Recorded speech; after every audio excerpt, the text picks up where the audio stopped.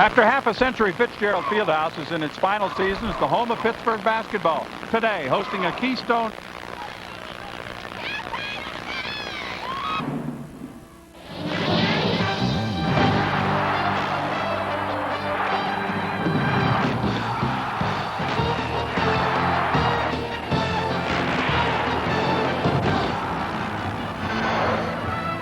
Fitzgerald Fieldhouse in Pittsburgh, Pennsylvania. This afternoon, a matchup of the Big Ten and the Big East. And both of these teams made very strong finishes to last season. Penn State to the semifinals of the Big Ten championship. Then they went to the Sweet 16 of the NCAA tournament. The Pittsburgh Panthers also finished strong. The championship game of the Big East championship, second round of the NIT. But all of that was last year. As we welcome you here, I'm John Sanders along with Bob Wenzel. You talk about a strong finish, but for Pittsburgh, for example, Greer, Hawkins, they're gone. That means that Brandon Knight has to step up. Well, Brandon Knight, it is his team now, and he has improved tremendously since last year. Brandon Knight is a good point guard in the traditional mold, in the sense that he dribble, penetrates, and dishes to his teammates. But the thing that's made him much, much better is his accuracy from three-point range. He is knocking them in at 44% from the arc this year, and that is extremely important. Last year, his numbers were good, but this year, they're outstanding. It is definitely his team this year. A new team, though, for Penn State. 4 players who were keys to their run to the Sweet 16 are gone. The one guy that is back and playing very well is Tyler Smith. Well, Tyler Smith has to take on a much larger role this year with those players gone. Last year, he had decent numbers, but now he has to be their main guy. He is leading them in scoring and rebounding. Although they're only 2 and 4, some other players are going to have to step up for the Nittany Lions to play well today. The Lions have a lot of work to do this season. Pittsburgh, meantime, is off to a 7-1 start. They are flying, and one guy who does a lot of skying and flying is Julius Page. Basketball is next. How would you like to lose that big belly and save big money? Then you need the Abdur system, designed to aerobically burn fat as it flattens your abs in just minutes a day, and it's yours for a fraction of the cost. Look, ab machines strengthen muscles but won't reduce your waist, and some exercises can make your muscles bigger. Only the Abdur's rotating torso trimmer targets your upper abs, lower abs, and obliques, all in one fat-burning circular motion. You'll flatten your stomach in weeks, not months. We guarantee it. Before I started using the Abdur system, I was really unhappy the way I looked. Ever since I started using the Abdur system, I started seeing immediate results, and I feel so much happier and more confident in everything I do. These machines cost up to $8,000. The Abdur does the work of all these machines. Millions have sold for 5 payments of only $29.95. But if you call now, we'll lower the price to 5 payments of only $19.95. That's a $50 savings. Plus, you get the Abdovix nutritional guide and motivational video free. We guarantee you'll lose at least 2 inches in just 10 days or your money back. So call now.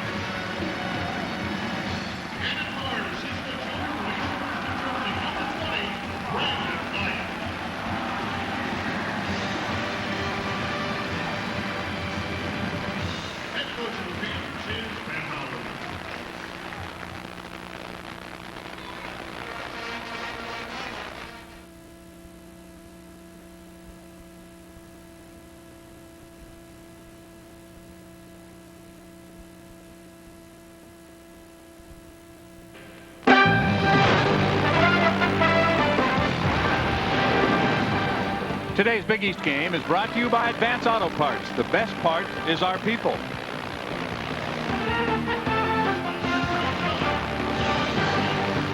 Just about set for basketball on a rainy afternoon in Pittsburgh, Pennsylvania. We are inside historic Fitzgerald Fieldhouse in its final year. First time in 20 years that Penn State has played here in Fitzgerald Fieldhouse. Starting lineups look like that. A lot of new faces as far as Penn State is concerned. But keep your eye on some of the matchups inside, Bob. They could be very important. Well, Zavatkis on Smith is very important. Zavatkis has guarded Eddie Griffin, Troy Murphy, those kind of players. And Smith is the top offensive player for Penn State. So Zavatkis must do a good job. The point guard matchup, Watkins against Knight, is also a good one. Two very, very quick kind of players. Page as a leaping two-guard against Tate. And Teal, who's a young freshman right from here in Pittsburgh, will be against Morris, who's a big man. Brandon Knight is running the Pittsburgh Panthers these days. Jim Burr is our referee. Donnie Gray, Will Bush are the umpires. It's a good veteran crew. We've got Big East basketball from the Fieldhouse. And one of the concerns they've had during the preseason, despite that 7-1 start, is the attendance. But we pretty much filled it up for Penn State this afternoon. Well, the Nittany Lions control. Good crowd, John, and I think as a person who lives here in Pittsburgh, you can appreciate the fact that they're going to be moving to that new arena next year. Right across the street, the Peterson Event Center. Casey gets inside, slips out of his hands, and the turnover will give it to the Pittsburgh Panthers in the first 19 seconds. There's the head coach. Boy, it seems like Jerry Dunn has been at Penn State forever. He's only been the head coach 7 years, but he has been there a long time. He was the assistant to Barry Parkhill earlier and has done a very, very good job. Zone defense for Penn State to start. Disguise zone defense, man-to-man. This is Brandon Knight. He has been the key for the Panthers' 7-1 start, their best start since '98. Here comes Page, driving baseline, and lays it off to Morris, who lays it in. Panthers have the first lead. Nittany Lions back quickly. This is Tate, who's been bothered by an ankle injury since preseason. That's Tyler Smith trying to go baseline, finds Watkins. A little bit of a penetration, no place to go. Nice ball fake. And he's short with the two-pointer. Zavatkis has the rebound for Pittsburgh. Hands it off tonight. Pittsburgh also, one of their calling cards is their defense, and they've been very, very solid this year, holding people to 52 points a game. And that's a rare make from three-point range for Julius Page. He is now 8 for 41. He struggled with the long shot. Casey gets the good feed from Fields for the first Penn State basket. Well, Casey is not as big as Torrey Morris, and he must run the floor to score any baskets. There's about a 4-inch height differential between the two. Morris a little slow getting back on that one. This is Jerron Brown with it. Fields is on him. Now Page, picked up by Smith.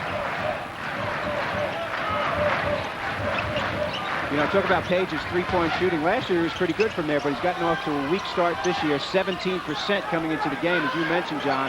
But I wouldn't be playing off him too much. There's a three-pointer as the shot clock got down to 5. And Brandon Knight, you mentioned it, 44% shooting threes, and that has been one of his specialties.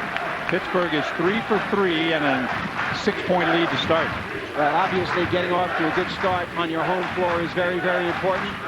These local rivals, they didn't play a long time when Penn State was in the Atlantic 10, Pitt in the Big East, but now they've renewed this rivalry. They've got a 4-year contract. This is the second game of that contract. And it was the Nittany Lions who dominated at home. But a steal for Pittsburgh. Here is Knight laying it home off the feed, and the Panthers quickly go on top by 8. Dunn wants a timeout, wants a 30-second timeout. Well, Brandon Knight gets his team off to a terrific start, knocking shots in, doing the penetration thing. He is an excellent point guard, and Jerry Dunn, his team not very confident early in the year, John, because of the 2-4 start. We were talking, you and I, before the game. They lost to Yale in their home opener, and they've not done that in 54 games. That goes all the way back to the old arena that they had at Penn State before they moved into the new place. So the Pittsburgh Panthers 4 out of 4, and half of their points coming on turnovers so far. Well, Ben Hallen told me last night that he's very happy with Brandon Knight's play, especially from the outside. This is a clock situation. Uses the fake to create some space between him and the defense and gets a clean look. And I guess for the Nittany Lions, how soon will we see Sharif Chambliss off the bench? He has been very effective in that role. Teal's three-pointer is short. Rebound underneath by Morris. Here's Knight. Knight with his head up. Look at this pass. Great feed, but it went in and out of the hands. Might have been slightly deflected by Smith, but last touch by Julius Page. It was a good feed. It really was, and a point guard's supposed to keep his head up. Brandon Knight, his eyes on the rim, searching everywhere, looking to the right and throwing to the left. And you're right, a little tip action. But people will continue to run if the point guard gets them the ball on the break. They get a lot slower if they run and they're not receiving passes. Well, it didn't take long for Chambliss to get in the ball game. He's in there right now. I think Chambliss is their best offensive player. You know, he made 5 out of 6 threes in the first half in their last game. 20 points. Now, Tate works his way inside and draws the first foul of the afternoon. Pittsburgh foul, formation number 4, Jerron Brown. The foul is on Jerron Brown. Let's take a look at Mr. Chambliss, who has been coming off a career game at home in his last outing. Penn State winning at home. Tate to the line. We mentioned Jamal bothered a little bit by an ankle problem. And that's the reason that Chambliss gets some of those minutes, but it's Tealshoe went to the bench. He is a quick player. You can see he's averaging 12.5 points a game, and from three-point range, a lot better than his two-point field goal. So he is a guy who is supposed to be the microwave and heat things up coming in off the bench. Well, he makes his first 2 free throw opportunities, and he's a perfect 11 of 11 at the line so far this year. 11-4. 6-point Pittsburgh lead. Knight spins away from pressures. Zavatkis for 3, and that one might have been deflected by Smith. The Lions get it back. Casey with the rebound. Here's Tate, spots for 3, pushes it up too strong, rebounded on the weak side by Jerron Brown. Back come the Panthers, leading by 6. Page 3, his second attempt. This one is short. Tried to get it back, scramble for it. Zavatkis is there. Great hustle by Zavatkis. He is a guy who you love to have on your team. He's from Lithuania originally. Came and played high school basketball here in Ohio and has done a great job. He's used to guarding the top players in the Big East, and this is his calling card. Diving on the floor, being aggressive. Edgar Casey had the basketball. Zavatkis just stripped him. Gets the possession for the Panthers. Back to live action. It'll be Knight with the basketball. The fresh clock. Panthers up.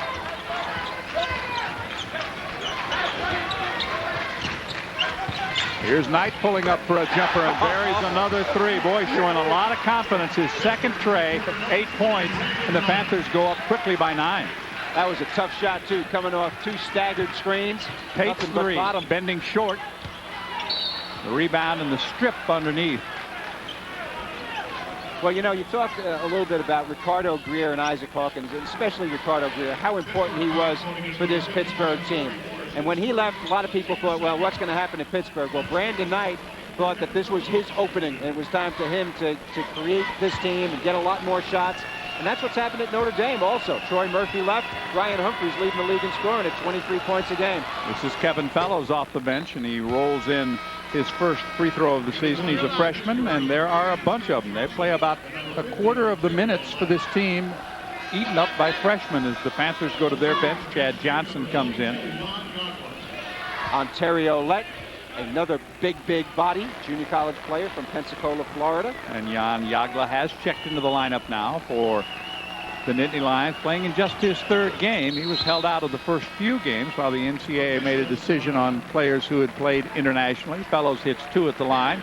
Takes us to a break. 15:34 remaining. The Panthers off to a quick start, leading by 7. Our score is 13-6. We're at Fitzgerald Fieldhouse in Pittsburgh, and you are watching Big East basketball.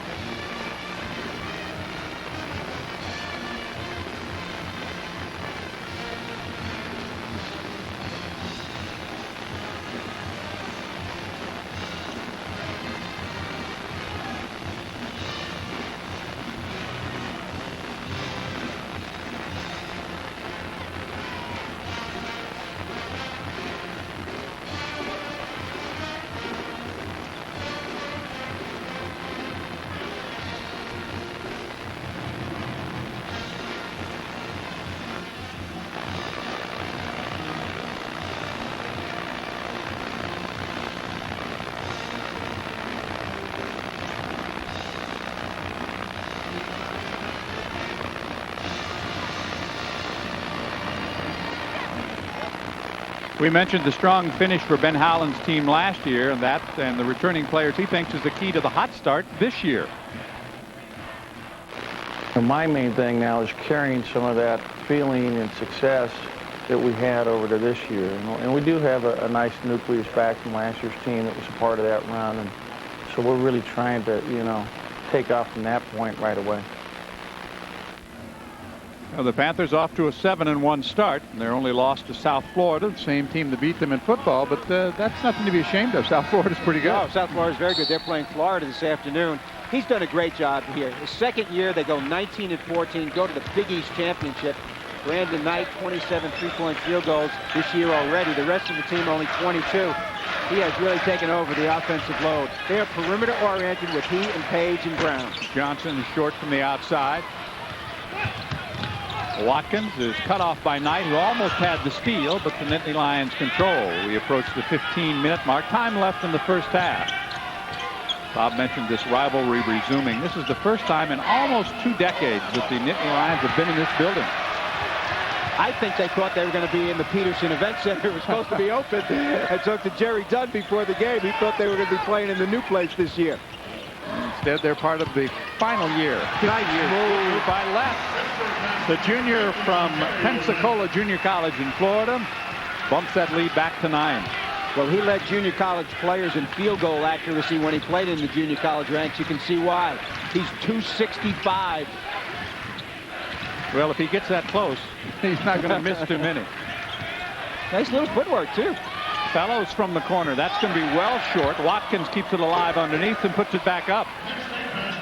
Well, if you want to take Brandon Knight out of the game, that's where to go. Underneath the basket, keep him away from pressuring the basketball. Just their second field goal of the early going. We played just over 5 minutes, almost 6 now. Knight and Watkins. Now he's picked up by Chambliss. Zavascus works his way inside, misses the shot, tipped up, but brought out of there by Lett. The 2 Europeans on each other, Zavascus and Yaga. Johnson short from the side, and it goes out of bounds. So it'll be Penn State basketball as they go back to the bench, bringing in the freshman Darren Tealsh. There's another wide body, Torrey Morris. You talk about hefty people. Jerry Dunn told me last night on the phone that he was concerned with the inside play. Not so much the scoring of Pittsburgh's inside players, but Jerry was concerned about the beefy bodies in there doing a good job on his people. He's got 2 freshman post players in the game right now, McDougal and Fellows. Watch out! McDougal tries to chase down Lett, gets there and fouls him. That'll be Jason's first foul.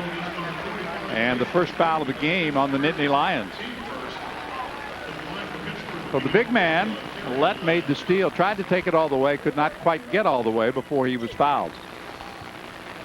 Now both teams going to their benches early on. Ken Kremel, a walk-on who's now a scholarship player, set to check back in. And there's that beef up front, Bob, that you were talking about. And that's been one of the key differences. Pittsburgh is out-rebounding its opponents by about 10 a game, and Penn State is on the opposite side of that. That's exactly right. 6'7", 250 pounds. They could go to the Tangerine Bowl with Pitt's football team pretty soon and play against NC State. And, of course, both schools went into the final week of the regular season with a chance to go bowling. Pittsburgh made it with their win over UAB, and Penn State did not because they lost to Virginia at Virginia. Lett for his second. He's just been an average or below average free throw shooter, but he makes both. But he shoots almost 60% from the field, which is what you want out of a power forward. He's a Charles Oakley type. This is Kremel, whose dad has been at the university a long time. He's one of the assistant athletic directors. Here's Chambliss trying to spark something offensively. Kicks it out to Fellows. Dumped down and a steal by Lett. Lett has played extremely well in this game. He's got 2 steals already, a double dribble here. You're allowed to do that in junior college, Ontario, but not in the Big East. 13-12 to play in the first half, and back in is Tyler Smith, the leading scorer for Penn State, who has not scored so far, but Lett has been very impressive in the early going. Well, he's the kind of guy who plays alertly, and right here he steps in the passing lane, makes a good steal, but decides to dribble it again, and you're not allowed to do that. Back to live action. Kremel with it. He's a lefty, and like a former walk-on, he was the first guy on the court. Tealsh gets inside. Chambliss from deep in the corner buries the 3. Well, he is their best offensive player from the perimeter, in my opinion. and he needs to get a lot of shots for them to play well. You know, one of the things Jerry Dunn talked about is the fact he's going to have to be patient with this team because they have a long way to go. They really do. Chad Johnson right here. His dad played in the NBA. Johnson gets to the baseline, is cut out, finds McCarroll. He forced it up, and it's tipped high. Scramble along the baseline. It's over the backboard, so it's going to be Penn State basketball. Jim Burr explaining that emphatically. Good officiating crew here tonight for Jerry Dunn and Ben Howland. Everything that Jim Burr does is emphatic, isn't it? Yes, it is. He's a good official. 17-11. He's one of those guys you see almost every year at the Final Four. Johnny Gray and Will Bush along with him tonight. You know, when I was coaching, I didn't think these guys were very good. Now that I'm doing this, they're a little better than I thought. Keeping it alive was Smith, who is yet to score. Goes baseline, lays it off the glass.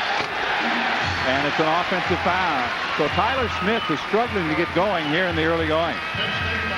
Well, Tyler Smith is their main man offensively. And he's a little frustrated here, trying to take the ball to the basket. Very good positioning by Pittsburgh on that play. It is the 5th turnover in the first 8 minutes of this game charged to the Nittany Lions. Penn State coming in, averaging 14 a game, about the same as Pittsburgh. Javon Trotman, who knows a lot of these Penn State players because he came from that area of the state. Let works his way inside, gets the basket, and the foul. Boy, Let is just taking control. He is a wide-body player, only 6'6", and as we mentioned, 265, and he uses his body well. Watch this. He makes the ball fake and steps through and is grabbed by Egakazi. He is an accomplished player. He's got nice footwork for a big man, keeps his balance well. You can see Siobhan trying to battle inside as well on that. Pittsburgh's going to be a formidable rebounding team this year. Now, they haven't played against great competition so far, so their stats might be skewed. But Ben Howland so far happy with his team. It will be Penn State basketball. The Nittany Lions are down 8 here in Pittsburgh. Stay with us. Back after this.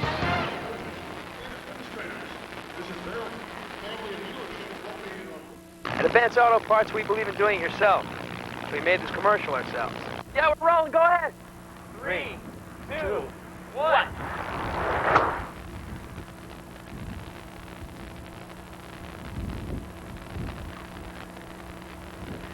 Robbie, can you come down here for a second?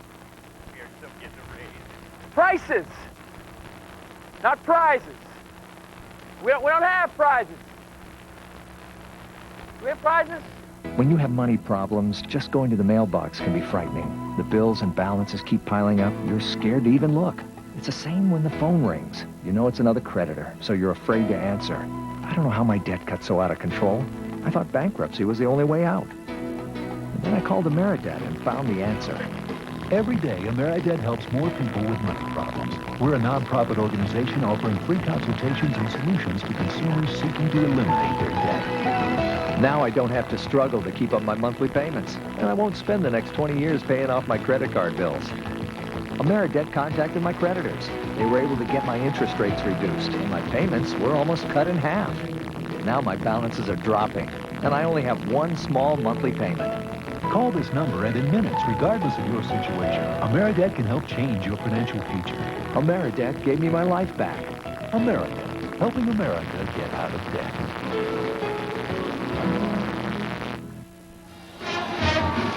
It has been almost exactly 20 years since the Nittany Lions played here at Fitzgerald Fieldhouse. The Panthers have the early lead, but there is plenty of basketball history between these two teams.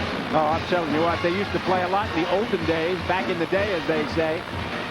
And those are the numbers for this series. But I was talking to some of the people at Penn State, and they say, you know, a lot of these kids come in. Obviously, Tealsh would be an exception, but a lot of them don't know anything about the Pittsburgh-Penn State rivalry. That's right, because in their basketball lives, they have not played very much. But now, both teams in great leagues, Big East and Big Ten. Tealsh tries to dump it down, and foul is called. Backing in on the play that time, I think, was Tyler Smith who's going to get the call. That is a gutsy call right there by Jim Burr, and one that I liked a lot. Penn State uses their bodies very, very well. Smith getting in a little foul situation right here by offensively backing in, and with 2 fouls in the first half, he's going to go to the bench and probably sit the last 11:32. And this is trouble for Penn State right now. They're struggling offensively. And you know, with the new emphasis of getting the hands off inside, to call him on the offensive guy is unusual. And there's the third consecutive three-pointer for Brandon Knight. He's in double figures with 11, and Pittsburgh's lead matches that. I like his face when he makes a three. You know, he doesn't celebrate so much. That means he intends to make a lot more of them. It's not an unusual happening. He is 4 for 4. 3 of them are three-pointers. Trimmel with it. Siobhan Troutman in the game doing a great job on Teal's overplaying him. Knight with a steal. Another three. He's feeling it and comes up short. Jagla has the rebound for the Nittany Lions. Looks for help. Finds it from Chambliss. Jagla from Germany knows Dirk Nowitzki of the Dallas Mavericks. Played on their junior national group. Just his third game in action, and he'll be a factor for Penn State as this season goes along. He's very skillful. Handles and passes well, John. Not physical, however.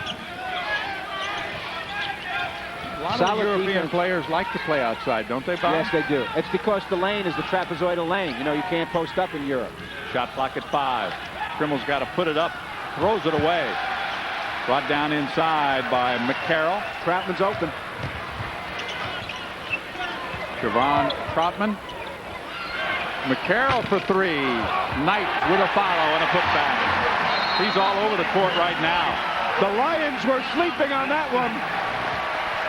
That is 13 points for Knight and a 13-point lead for Pittsburgh.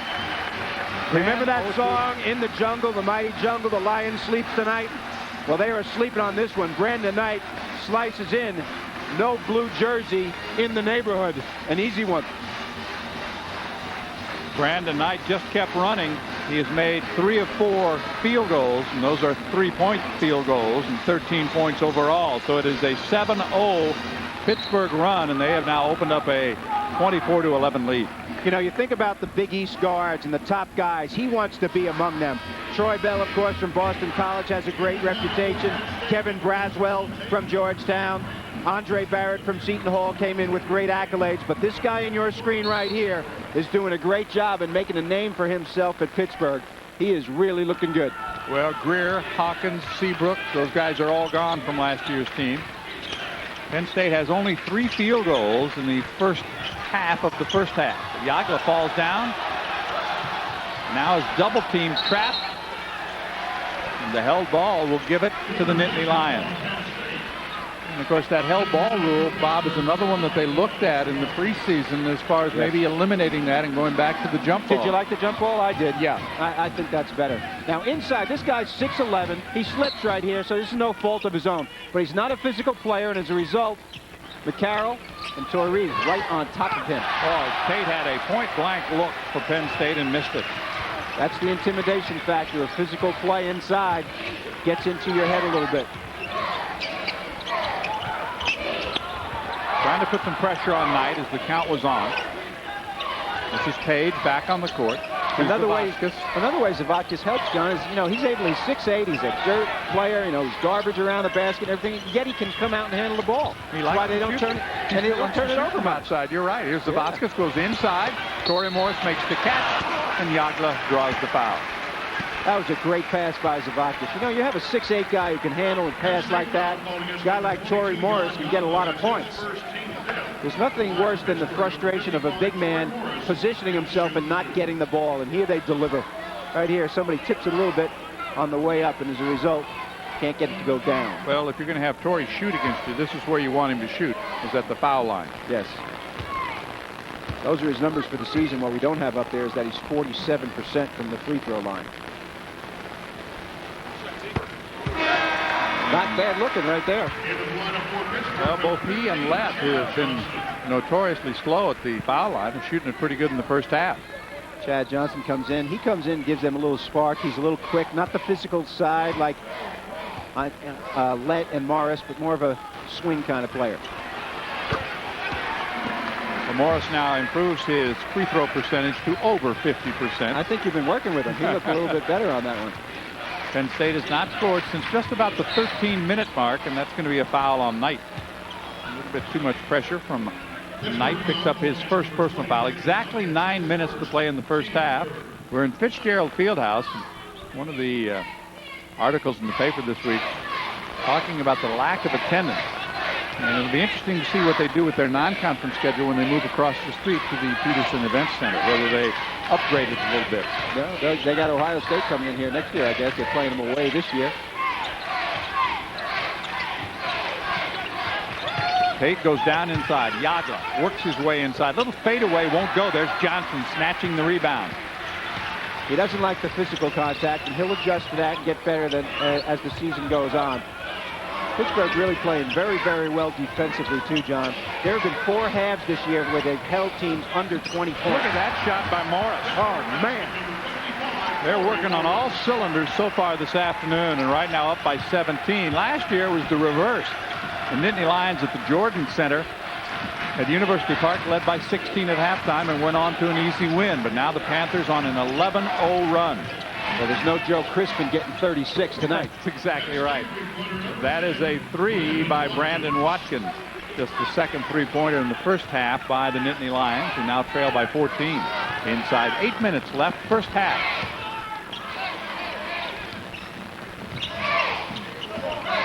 So far, Pitt's getting good looks on every possession in the half court. Getting a few breakouts also. Handling the basketball very, very well. Playing right now with a lot of confidence. They go inside. Nice catch by Morris. Gets Yagla in the air. Can't finish. There's Zavaskis. Has it blocked back in his face. And the Lions come out of there. Zegekezi gets it off to Watkins. Little stop and go move. Goes to the baseline. Excellent move by Brandon Watkins. He's got 7. He's got 5 in the last 2 possessions. Had 16 against Boston College earlier this year against Ryan Sidney and Troy Bell. Many of whom feel is the best backcourt combination in the Big East this year. Johnson gets inside, no place to go. Finally has it stripped and a foul called. You know, over the years, Penn State has been known for physical play and solid defense and ball control offense. And Jerry Dunn has done a masterful job in his 7 years at Penn State, doing a good job with all of those things. And he feels comfortable about the young players that he has on his team. You know, you're going to have some ups and downs. You know, Penn State is not like Duke in a situation where they're getting All-Americans every year. So they've had players over the years who have really developed. You know, guys like Titus Ivory and Klein Hurd, and, you know, other guys like Calvin Booth, who's a great NBA player right now. And of course, it was a great run for the Crispin brothers at Penn State. And there's their leading scorer on the bench right now with 2 fouls and no points. And you see the breakdown. Too many freshmen and sophomores to be 21 and 12, huh? Last year, that breakdown looked a little different. Yes, it sure did. A lot of seniors on the team last year. Not exactly the kind of ammunition you'd like to have when you load up for the Big Ten, is it? A couple at the line. It's 30-16. The Pittsburgh Panthers have never trailed. Still 7:06 to play. And you take Morris inside. He's helped the Panthers get off to a quick start. Stay with us. Back with more after this.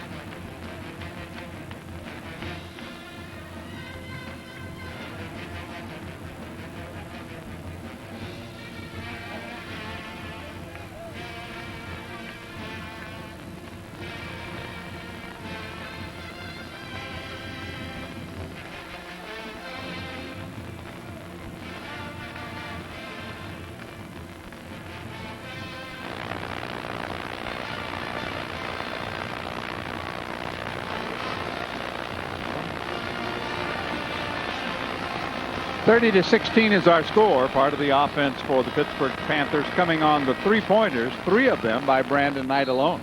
Well, he's been electrifying from the outside. Here he gets a double screen and knocks one in from the left wing, and he's been knocking him in all over the place.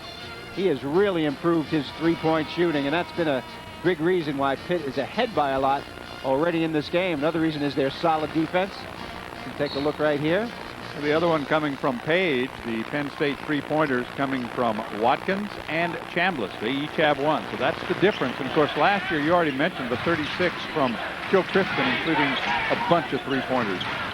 Here's Chambliss from outside. That's way short, goes out of bounds.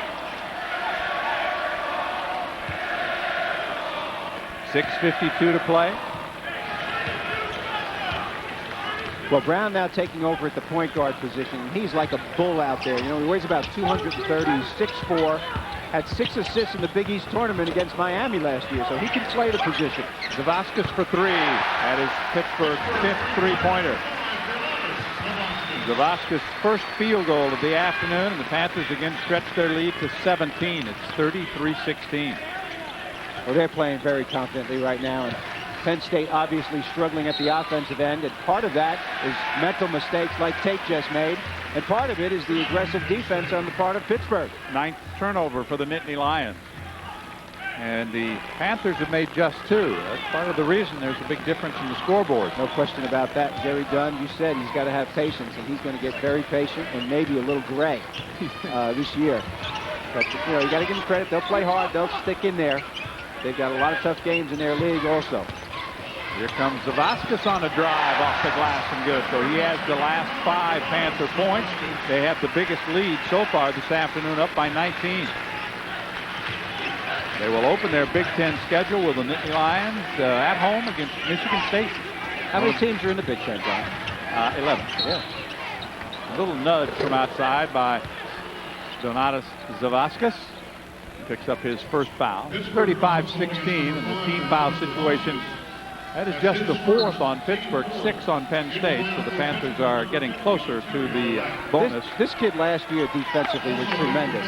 He did a great job against Eddie Griffin right here in this gym when Pittsburgh upset Seton Hall, when Seton Hall was ranked 9th in the country. Did a great job against Troy Murphy in the Big East tournament. Murphy only had 8 points, his low for the year. So this guy is a defensive whiz as well. Oh, you know, they had to go the long way to get to that tournament. They beat Miami, Notre Dame, beat Syracuse in overtime before they finally ran out of gas against Boston College. And there is a three-pointer by Darren Fields, who is the Pittsburgh native, actually from McKees Rocks, but went to school at Montour High School. Well, they like him a lot. He's an athletic player, having to learn how to play a little bit at the Division I level. They think he's going to be a good one. Brown inside against Watkins, and that's a mismatch in there. Absolutely. Brown 6'4", about 230. Watkins about 175, soaking wet. And that's the advantage that Pittsburgh has when they go to the backup point guard with Knight on the bench. That's number 2 on Zavaskis. Normally your big guys post inside, but here Brown sets a screen for Zavaskis so he could post up on the little man inside. Very heady play by Pittsburgh. Smart basketball. Very balanced so far, too. 7 different Panthers have points. Did he get the time? Yes, he did. 5:06 to play in the half. The timeout is taken by the Nittany Lions of Penn State, and they have trailed from the beginning. Pittsburgh jumping out in front quickly, opening up leads of as many as 19 here in the first half, but playing very comfortable and with an awful lot of confidence. And you know, you look at their schedule and you say, well, they haven't really played anybody except maybe South Florida. But I think Ben Howland is using his preseason schedule, obviously, to get ready, get his team ready. Well, if you were Ben Howland, and last year you had Ricardo Greer, one of the best players in the history of the school, graduating, wouldn't you try to schedule some games early so that you could get in a position to get some confidence and wins? Absolutely. I would. And I think he's done a great job with that. No, I mean, in his 3rd year there, you can see what his record is right now. He was in the NIT last year. They beat St. Bonaventure before they dropped out against Mississippi State. And he's done a terrific job. I think it's a smart thing. They're 7-1. And of course, when they get into the Big East, they'll have a good record, and they will have built confidence with new players.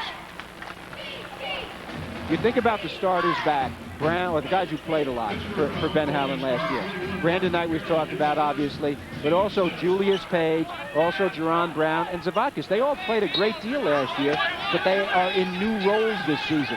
And as a result, this kind of scheduling helps. And a layup blown by Yatla. That's the way it's gone for the Nittany Lions. Here's Page. Has 1-3, misses that one. Tipped out of bounds. He was steering that one. Page a little, trying to steer it a little bit too much. You got to get your feet under you and let it go. This foul is going to be called on Sharif Chambliss, who got underneath him as he went for the rebound. Watch this. I mean, he's hoping on this one. You know, I mean, he's really kind of hoping and hoping and hoping. Couldn't really shoot that one with the kind of rhythm that he needs. Great hustle right here by Johnson. You love when you see guys dive on the floor after the basketball, showing hard out there. Pittsburgh showing that right now. They're also showing great headgear. Johnson's 2 points coming at the free throw line. And if you look at this Pitt team prior to the season, you say, well, if they're going to score points, they're going to have to come from Julius Page. That hasn't worked out that way. No, they've been very, very balanced. Brandon Knight at 15, Page at 12, Deron Brown at 10, Zavatkus averaging almost 13, Morris 7, Lett 8. Nice balance. And the pair at the line for Johnson. He's a perfect 4 for 4 for the redshirt senior from Tallahassee. And Pittsburgh is 8 of 9 at the line. Now leading by 20 points. 39-19. Watkins offensive foul. Some frustration here. That is the second charge that he has taken. McCarroll doing a very fine job. Took one on Tyler Smith. Now takes one on Watkins. Excellent defensive position by the off people. McCarroll, as I said, the second charge he's taken in this game. That's going to earn him more playing time. Back to the Panther lineup is Brandon Knight with 4:43 to play in the first half. And the Panther faithful certainly enjoying this one because the people who live here and go to school here, they know about the rivalry. And Lett getting some beautiful feeds. Well, I tell you, the inside-outside action has been fantastic so far for Pittsburgh. They're really doing a good job of getting Morris the ball where he can do something with it. And Morris is doing a good job of using his body to position well. He didn't do much of that last year. Yagler from outside comes up short, and the rebound by Lett.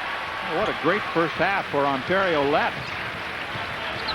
I tell you, when the Big East wars come and Lett and Morris inside, there's some beef that they can play with against the top teams in the league. Yagler got a piece of that, set up the steal by Tate. They've got a 3-on-2. It's Tate all the way, and it's blocked. The outlet pass. Here comes Lett. Look out below.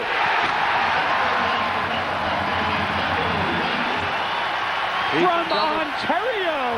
He is in double figures with 10. The Panthers lead at 43-19. Wow. A shocking first half for Penn State.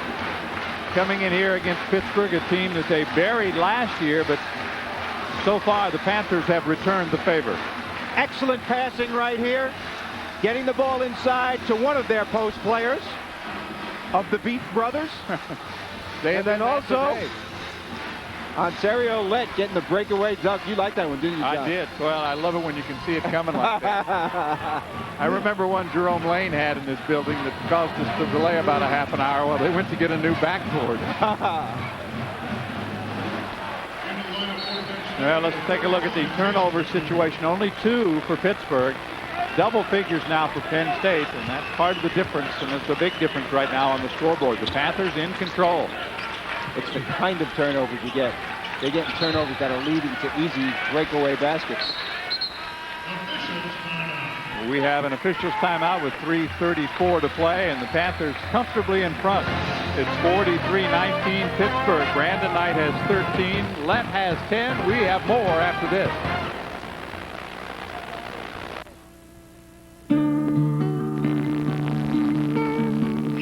Every time you use your Discover card, Discover will make a donation to America's relief efforts until we reach our goal of $5 million.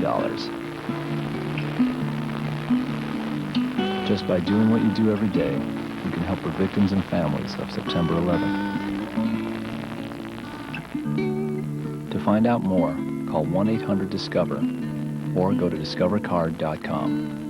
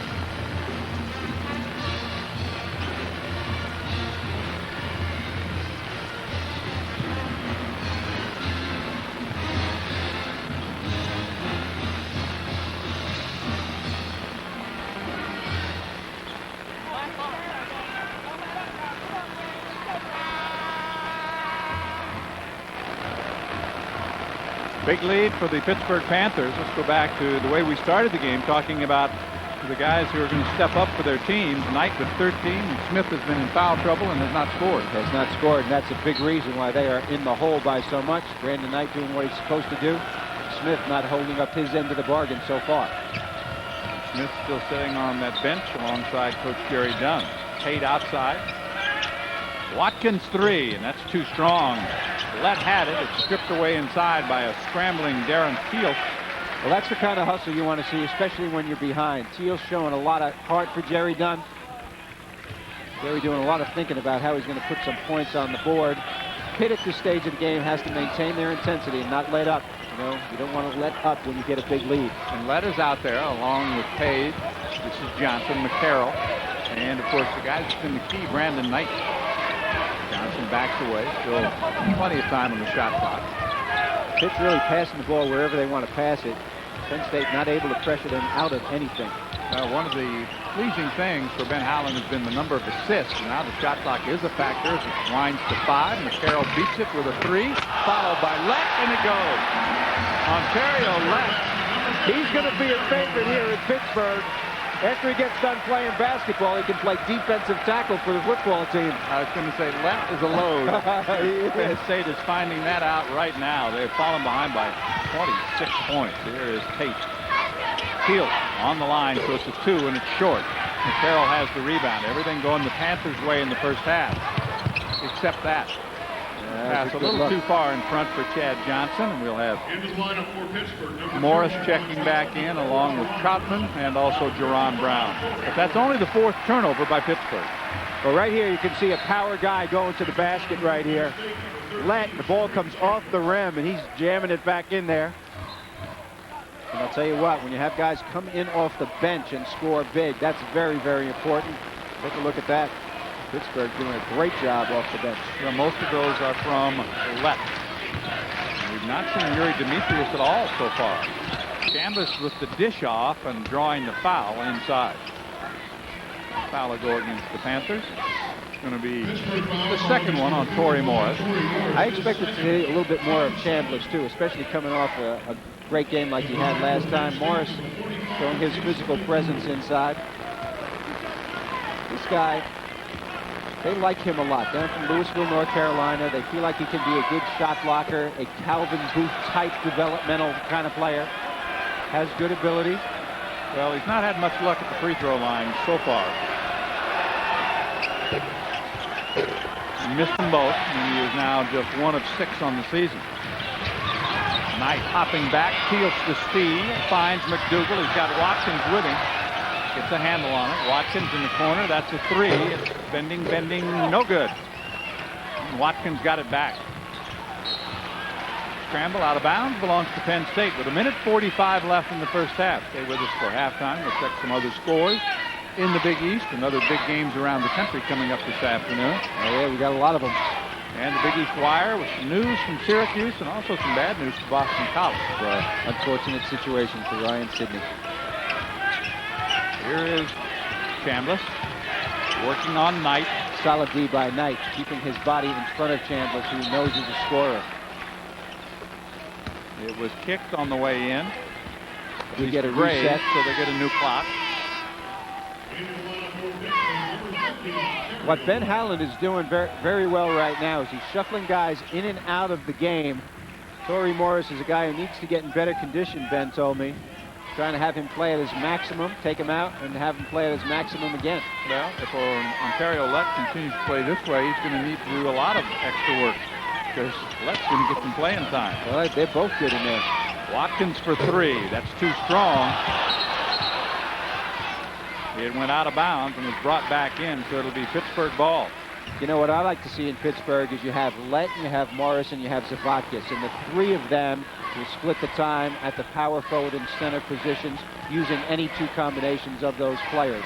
That way you don't get in foul trouble, you keep guys rested, and you can be very functional that way. Right now Morris and Zavatkis are the 2 Pittsburgh players who have 2 fouls. Knight gets inside and dishes it off to Lett, goes to the left. With the left! That's 4 points, matching his career high. He is 6 of 6, and Pittsburgh is pouring it on in the first half. He has his career high in a half of basketball. Yagla's three comes up short. Knight tips it up to himself. There's been a little first half Pittsburgh party here this afternoon. Knight gets inside and draws a foul. Well, as I mentioned earlier, there have been 4 halves where Brandon Knight and his teammates have kept people 20 points and under. This looks like it might be the 5th. Well, their defense has been outstanding. They're only giving up 53 points a game. Yes, absolutely outstanding. And they play it solid, half-court man-to-man defense. That's what they want to do. You see the free throws so far today. Pittsburgh stellar. Penn State 67%. And Brandon has been so-so at the free throw line so far this year. It's the one area of his game that is not very good. He's 11 of 20. You know what I think he should do? He should back up and take a shot just inside the top of the key. Pretend like it's a 3. But why don't more players do that then? Well, I don't know. Coach, I guess it's better coaching. Because they all want to get closer, don't they? That's 14 points for Brandon Knight. He has 3 3-pointers in the first half, and Pittsburgh is up 48-19. Pretty impressive by the Panthers. Very impressive first half of basketball. And their biggest crowd looks like a sellout in here tonight. By far the biggest crowd so far this year. Solid defense. Guys move their feet well on Pittsburgh. The Panthers are back home on the 15th, a week from today, against Rhode Island. And then they play at Ohio State. Watkins gets inside, misses the shot badly. Not only have they missed, a lot of them haven't been close. Good feed to Trevon Troutman, but he could not hang on. Brown got the ball to him, but he just slipped out of his fingers. Well, they're going to get a lot of opportunities in this game. Their defense is leading to a lot of fast break situations. Watkins just gunning it every chance he gets. McCarroll from behind taps it out of bounds. So with 3 seconds remaining, 48-19, the Pittsburgh Panthers, who've had some big wins already this year, but you would not expect that it would be against Penn State. Now he wants to separate Watkins and Brown inside. Donnie Gray doing a little, and Ben, of course, trying to negotiate something for the future.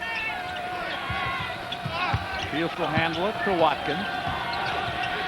A little runner at the buzzer won't go. 48-19. It has been all Pittsburgh Panthers, and for the 5th time this year, they hold an opponent to 20 points or less. That's pretty amazing. The Panthers getting huge first halves, 14 from Brandon Knight, 14 from Ontario Lett. It has been a Panther show as they have clawed their way past the Nittany Lions. We'll have halftime. Check some other scores when we come back. If you love the sight of a big white-tailed buck moving through the brush, the excitement of ducks coming in over your decoys, the thrill of seeing a largemouth bass crashing your lure, you love Field & Stream, America's premier outdoor magazine. Call now and get a full year of Field & Stream plus 2 bonus issues for 86 cents an issue. That's 79% off the newsstand price. You'll also get this handy Mossio gear bag free with your paid subscription. It carries and protects your stuff exactly what you want in a gear bag. Just like Field & Stream is exactly what you want in a sportsman's magazine. It's bagging that trophy buck, catching the biggest trout, casting like a pro, using the right lures, improving your shotgunning skills, getting the greatest gear, plus timely coverage on the hottest places to hunt and fish in your area. It's all in Field & Stream, the great magazine of the great outdoors. Call now to save 79% and get this Mossio gear bag free. Call 1-800-529-1155 now to get Field & Stream for just $12 plus the handy Mossio gear bag free. Call 1-800-529-1155. No other weekly financial publication moves the markets like Barron's. It provides the knowledge, insight, and foresight that allow you to stay one step ahead. Subscribe now and you'll also receive the Guide to Building Wealth free. Along with Barron's, it helps you get the news before the market knows. Get 13 weeks of Barron's, the guide, and 4 weeks of Barron's online, all for only $39. Call now toll-free, 800-334-6600. That's 800-334-6600. A huge first half for the Panthers of Pittsburgh as they lead at 48-19 over the Nittany Lions. That matches their biggest lead in the first half. I'm John Sanders along with Bob Wenzel, and we have plenty of other college basketball action to talk about this afternoon as we take a look at other games involving Big East teams. You can see GW knocking off TC today. That is a shock. Carl Hobbs, the former UConn assistant, now the head coach of George Washington, pulling a big upset. And it is Notre Dame in the second half trying to squeak by Miami of Ohio. I'll tell you, those Mid-American Conference schools are doing great this year. Ball State beat Kansas and UCLA. Chris Thomas doing a great job as a freshman point guard at Notre Dame. And Manhattan trailing St. John's. That game is now in the second half, so Manhattan trying to make some noise against St. John's. I'll tell you what, St. John's, Marcus Hatton, a new player for them, doing very good things. They are struggling offensively so far this year. And Illinois, number 6 in our ESPN USA Today Top 25, a winner by 3 over Arkansas. And that was played in Chicago on a neutral sort. And St. Joseph's, of course. That is an inner-city Philadelphia deal going on. Little Big 5 action. And how about Duke, number 1, rolling over Michigan? Tommy Amaker, the former assistant and player at Duke, running the Michigan program now. He was at Seton Hall last year. Trying to get it going there in Florida over South Florida. That is a final. You talked about South Florida being pretty good. Does that mean Florida's real good? Yes, it does. Florida is very good, even despite losing guys to the NBA like crazy. Marquette a winner over Fordham. They are now 8-0. Marquette really playing well. And in the top 20, probably. Austin Peay over Western Kentucky by 2, so Western Kentucky loses a game. Well, that second half not over yet. No, it's not. It's only a 2-point difference. I'm not going to put that as the win yet for Austin Peay. They'd like it. Indiana over Ball State, 74-61. You talked about Ball State had the great run over there in Hawaii. Absolutely. We are at halftime here in the field house in Pittsburgh, Pennsylvania. We'll have the Big East Wire and continue with our coverage after this. Stay with us. Back in a moment.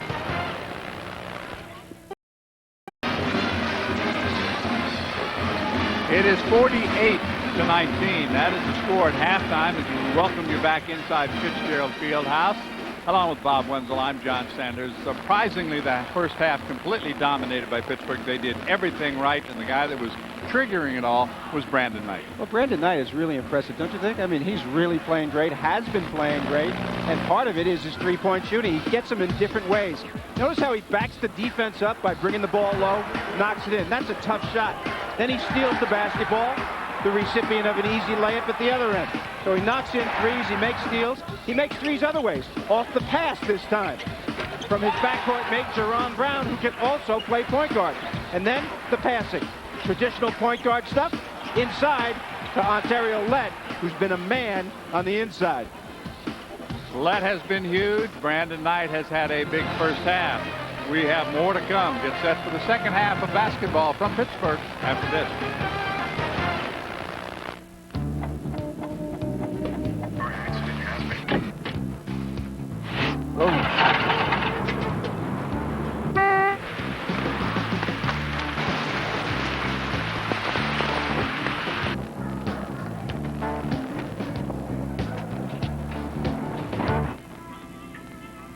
Comes in handy, huh? It's a lifesaver. Well, that was some piece on the tech sector. Yeah, I don't believe we've met. Hi, I'm Paula. Hi, I'm Scott. Scott Krieger. We're looking for a new VP of our Northeast operations. Stop by my office later. Thanks. Hey, Kevin, aren't you the VP of Northeast operations? Imagine what the Journal could do for you. Get 8 weeks of the Journal for just 38 cents a day, a 50% savings. Call 800-249-8900. That's 800-249-8900 for the Wall Street Journal.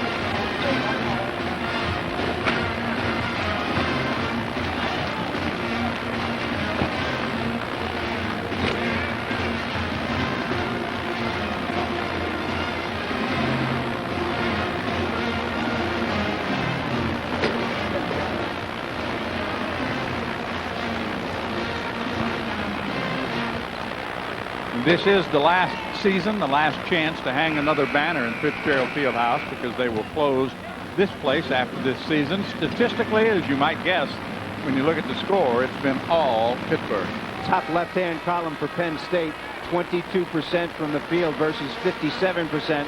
That is the absolute story of the game. And downstairs, points in the paint. Penn State, traditional power in the paint, only 6 points.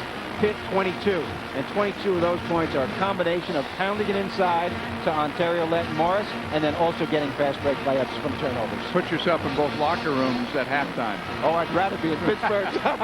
Wouldn't you? Yeah. Ben Howland has to make his team continue with their intensity and not let up. Penn State obviously has to take a deep breath, and they've got to chip back easily, and try to maintain some confidence. But their problem is offensively. You can see that Lett's 14 points came from the bench. We expected it from Knight. He's the one that got the Panthers off and running. Watkins with 7. Heelsch and Chambliss each had a 3-pointer. Tyler Smith, the leading scorer for the Lions, has not scored. Right, and you would expect them to go to him early in the second half to try to get him some touches and get him in the flow of the game. Here is Page. He's been rather quiet. Only 1 field goal, a 3-pointer in the first half. Zavaskas, as always, has been solid for the Panthers, who had the initial possession. Baseline, Brown looks for help, finds Morris. Picked up by Watkins. Back comes Penn State, 2-on-2. Watkins takes it in, and it's blocked by Page. Now it's Brown at the other end.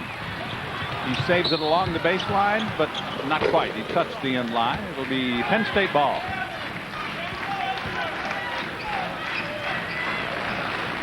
You can take a look at the defense of Ben Howland's team. 22% in the first half so far. We told you the bottom statistic where they've held people under 20 in 5 halves this year. The defense has been stellar, and it is the variety of half-court man-to-man. Casey gets inside and draws the foul. That'll be number 3 on Torrey Morris. To tell you how it's gone for Penn State since a fairly decent start. Watkins made his first 3 field goals. He's missed 7 in a row. Right here, pounding the ball inside is the style that Jerry Dunn adheres to. And this is the first one they've really got in the game where it's been a standard kind of play like that. Casey, who is an adventure at best at the free throw line. 11 for 19 now. Lett quickly checks back in, and Morris goes to the bench for the Panthers. Not doing much so far, but a starter and a power kind of player. He gets the first point of the second half. It's 48-20. The Panthers. They tried to full court press right there, and Brandon Knight goes right through it. And that'll be foul number 3 on Tyler Smith. So that's not going to earn him any more playing time as he immediately picks up his 3rd foul. And that was a casual foul. Some of the ones he had an offensive charge also in the first half, which was an aggressive one. I believe Jerry's going to leave him in and just let him get into the flow a little bit. Page from the baseline nails it. 5 points for Julius Page, and the lead is 30. He is from Buffalo, New York, which also produced another pretty good Pittsburgh player by the name of Curtis Aiken. Whoa, very good. He can light it up. He could. Curtis still lives here in Pittsburgh. There's a battle inside, and we'll see if that foul is on Brown or Teal. It appears that it's going to be on Brown.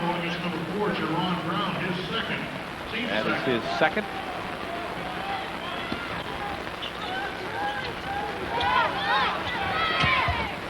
Again, pressure defense. You know, they had to call timeout on an end line out of bounds play earlier in the game. Good execution on the end line out of bounds play for Pittsburgh. Page gets a wide open jump shot. And Brown comes up with a steal. He simply throws it down court, and Tate will track it down. So Penn State has it down by 30. We're a minute and a half into the second half. Along with Bob Wenzel, I'm John Sanders. Glad you could join us on this Saturday afternoon for some Keystone State rivalry basketball. Here comes Smith. That's his first point. And those are the kind of moves we didn't see much of in the first half. Didn't see any of it. He averages 14 and almost 7 rebounds a game. He was invisible when he was in there. Then he did not play because of the 2 fouls. Knight keeps his dribble, now finds Brown. Gets it back. Watkins quickly jumps out to cut off the 3. Zavaskas the dunk. Now look at the move by Lett. Rolls it in. Career high 16 points. This guy's really showing something this afternoon. 7 for 7 from the floor, John. Man, oh man, he is really impressive. Casey has it stripped away by Lett. There's Brown. He'll take it in and jam it. And it gets worse for the Nittany Lions. It's 54-22. When it rains, it pours. And it is pouring. They may be inside and outside right now. It's a long ride back to State College. Page 3, too strong. Zavaskas hands it to Brandon Knight. He'll stop and go move, pulls up for his jumper, bending short, rebound Watkins. Watkins now pulls up for his jumper. It's too strong. He'll track it down in the corner, draws the trap. A little extracurricular activity going on. Will be handed out. Frustration, of course, for Watkins and the Nittany Lions. Well, everybody was hustling after the basketball as it went to the corner. Brandon Knight and Watkins right here. So Zavaskas is hustling towards the corner, and they try to double team him. Looks to me like Watkins went after Brandon Knight first. Donnie Gray right on top of it.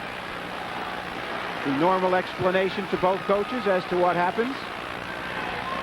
And frustration abounding on the part of the Nittany Lions right now.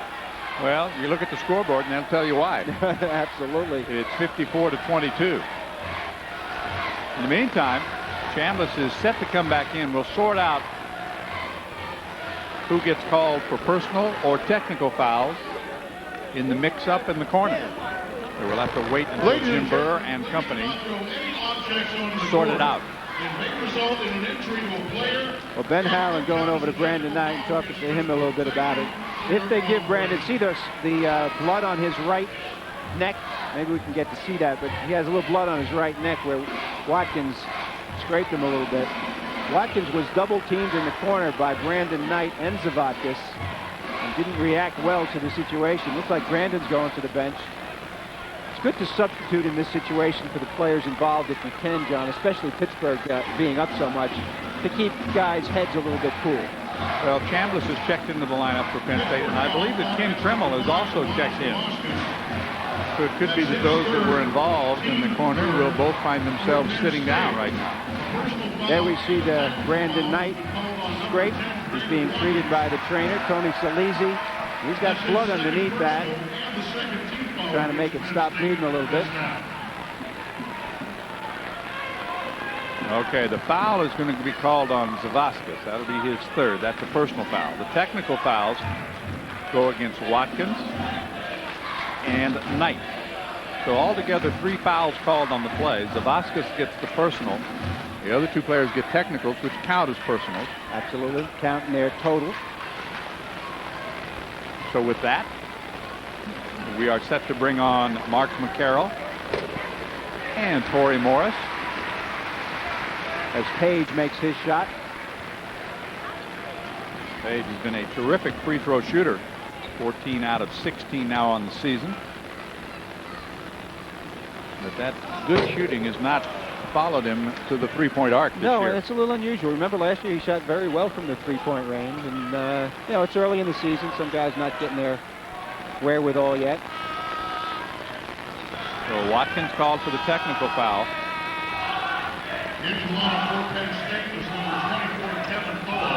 We're checking in for the Nittany Lions. Kevin Fellows. Zegekezi goes to the bench.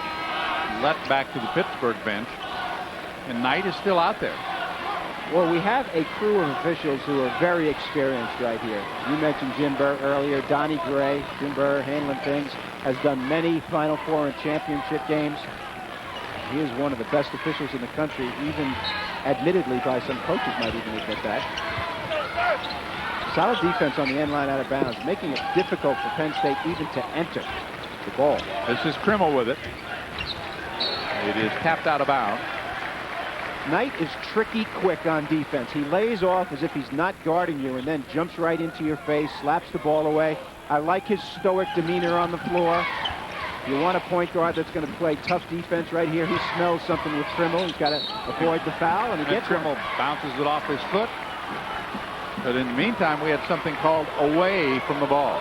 Will Bush has a foul inside while Brandon was stealing the basketball. That was on Mark McCarroll inside. So that steal is negated. It's still Penn State ball, a fresh clock. But down 33.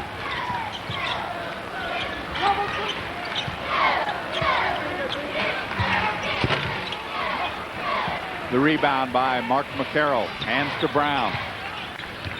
33-point Panther lead here with 16.5 minutes to go. Here's Page. You know what the guys on the Pitt bench are thinking about right now, John? Those guys that don't play very much. I want in. That's right. They're wondering when they're going to get into this game. The foul is on Ken Kremel.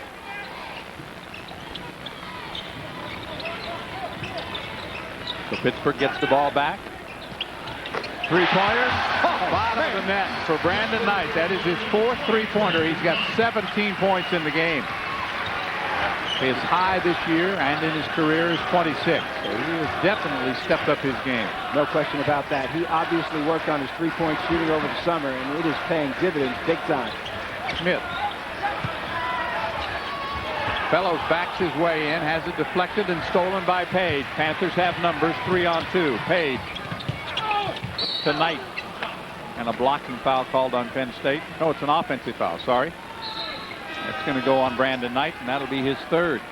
It is 58-22. Penn State trailing Pittsburgh. The Panthers are rolling.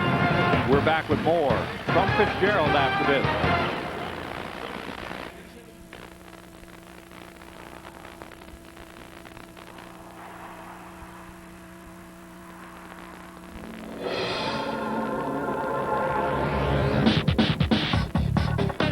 Certified pre-owned BMW. Getting one couldn't be easier. Lease or finance one by December 31st and we'll make your first payment. BMW, the ultimate driving machine. Test drive the ultimate driving machine at your local BMW center. Every time you use your Discover card, Discover will make a donation to America's relief efforts until we reach our goal of $5 million. Just by doing what you do every day, you can help the victims and families of September 11th. To find out more, call 1-800-DISCOVER or go to discovercard.com. Hi, I'm Phil Mickelson. Everybody can use a good tip. Thanks, Phil. And I give my best tips only in Golf Digest. Golf Digest is the golf magazine. Information on equipment, the best places to play, easy to follow tips, and instruction from the best teachers and players in the game. Call 800-543-6200 and get your first issue risk-free. That's 12 issues for only $19.77, including this handy pocket tips booklet. Call right now and get this instructional video free. I'm telling you, it's the best tip you'll ever get. 58-22. The Panthers on a roll, looking for their 8th win in the first 9 games of the season. And you'd have to go back a way to the last time they did that was in 1992. And so there's been some sports success here in this city of late. Absolutely. Panther football, they did a good job. You did a few of their games, I know. They're going made to a great run. Bowl. And basketball 7-1, and the Steelers 9-2, and they play the JETS Jets tomorrow, right here. So the technical foul, by the way, the reason we need to sort that out, that we only shot at one end, is because the technical foul was called on Watkins, and there was no technical foul on Brandon Knight. So I was trying to figure out how we'd be shooting one and not the other. Well, Brandon Knight did not deserve a technical, and I'm glad they didn't give it to him. Well, he has 2 fouls, not 3. Another turnover, though, by Penn State. We had way too many of those. Here is Johnson with it. He should have passed the ball inside. Morris was open. Gets it back outside to Page. Shot clock at 15. This is what Pitt does to you, though. They rarely turn the ball over. They're getting a good shot every time. That's a pretty good shot from one of them. I mean, didn't execute it well, but they got a good percentage kind of shot. Here's Watkins. Stolen by Knight. and it bounces to the Penn State bench. So it'll be Nittany Lion basketball coming off that great season last year, 21-12, and in the tournament they beat Michigan and Michigan State before they lost to Iowa in the semifinals, then made the great run in the NCAAs, beating Providence, North Carolina, and then losing to Temple. Not a bad run. Not a bad run at all. Well, you saw Tyler Smith went the wrong way, and Tate's pass goes out of bounds. So another turnover. That's 14 for Jerry Dunn's team. Well, that man coached the World University Games this summer. They went to Beijing, China, the young players, and won a bronze medal over there. Well, how about him? About 6 weeks before the training camp opened in 1995 for Penn State, he was handed the job as the head coach after being the assistant. Barry Parkhill's successor. Barry now an assistant coach at Ohio State. So there'll be a reunion coming up. That's right. As the Nittany Lions will be playing at Ohio State. Or excuse me, the Pittsburgh Panthers are playing at Ohio State. And here's Johnson with 4 points, and they've all come from the line. He's 4 of 4. 14:30 remaining in the game. Pretty nice stroke. Pittsburgh has pretty much done everything well this afternoon. They moved the ball around. And one of the things that Ben Holland was very happy with, I mentioned, was the number of assists they have. The number is very high, second in the Big East in the preseason. And that's Johnson's first miss at the line. Back comes Watkins, tries to fight his way inside. Fields misses a short one. Page has the rebound. His bodies scatter everywhere. Here's Knight. Tried to hop down the lane and draws the foul from Darren Teal. So it's 59-22. Penn State foul against number 41, Darren Teal. That's his first, team fifth. First foul on Teal. The three perimeter players for Pittsburgh have done a remarkably good job with their hands and their feet, John. They're creating havoc, challenging shots as Yod comes back in. And they are making it very difficult for Penn State to get anything. They're forcing a lot of turnovers. Brown is going to come on now and give Knight a blow. Knight has played well, but you look at the assists. The field goal ratio for Pittsburgh is outstanding. And there's another one. Oh, man. 16 out of 22. And all that passing is not Brandon Knight alone. Brown made a terrific pass on the inbounds play. Morris now has 8 points. That's his first field goal in the second half. Panthers continue to dominate. Watkins trying to do it all by himself. Yagler able to hang on, then almost stolen by Zabaskas. Here is Tate against Page. Number 1 against number 1. Tate's going to be way short. But inside, Fellows fights it up no good. Yagler had it. Brown gets it for Pittsburgh. Panthers have numbers. Here's Page at the other end. Lays it up. 8 for Julius Page. 63-22. Wow. Well, this is one of those games that's out in the woodshed. A 13-0 run. The 3 is good, and a foul is called. Watkins with 10 points now as he gets his second three-pointer. Pittsburgh foul. That's the funny thing about Penn State. They're running their offense and getting nothing. Then they take a shot which challenged very, very well, and nothing but net. Difficult situation for Penn State, obviously, right now, trailing. They're trying to run their stuff, but they're running their stuff, and they're not getting any baskets out of it. Now Watkins had missed 8 foul straight. inside, I guess. No, it was on Brown. Play. Yagler gets the basket, his first of the afternoon. And the Nittany Lions are going to go to the bench. That's 4 fouls now on Torrey Morris. I think on that other foul, they may have said it was after the shot, and they gave him possession on the side instead of calling it a shooting foul on Brown, because he was charged with a foul. That's the only way it could possibly be done. You're a genius. I'm assuming that's right. It is 63-27 with 13:20 to go. Penn State is trying to make a move, but these are the kind of games I know that they're hard to play in, they're hard to coach in, and sometimes they're hard to watch. Well, I'll tell you what Ben Howland was doing there was trying to get the explanation for that.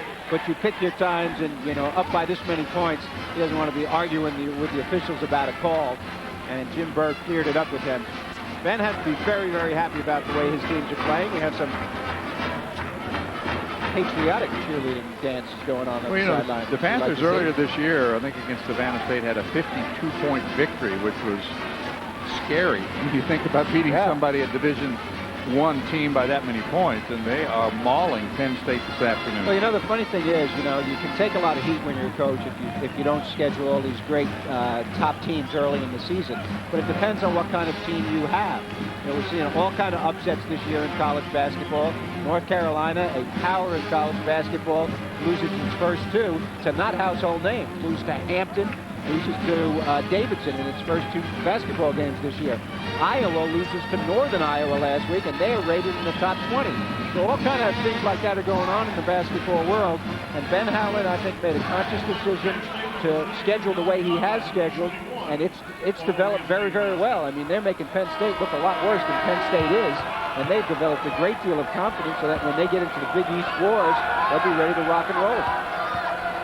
Well, an 8-1 start is what they are headed to as Yagla completes the three-point play. So that wound up being 6 unanswered points there for the Nittany Lions because of the other foul. And now a timeout is called. And we will take a break with 13:20 remaining in the game, and the Panthers cruising 63-28. You're watching Big East basketball.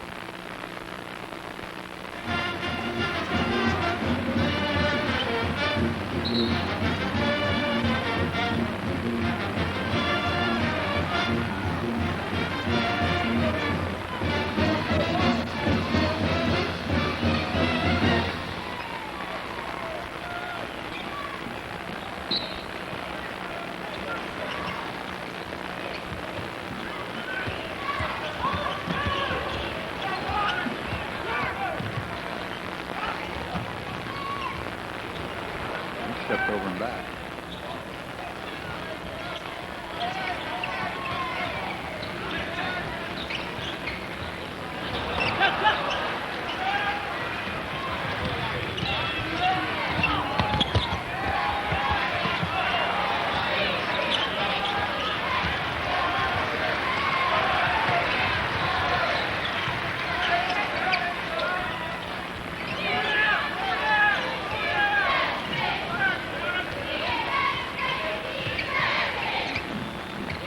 We are back. The Panthers have the ball and a huge lead with about 12.5 minutes remaining. Brown trying to regain control of the basketball and reaching in from behind is Teal.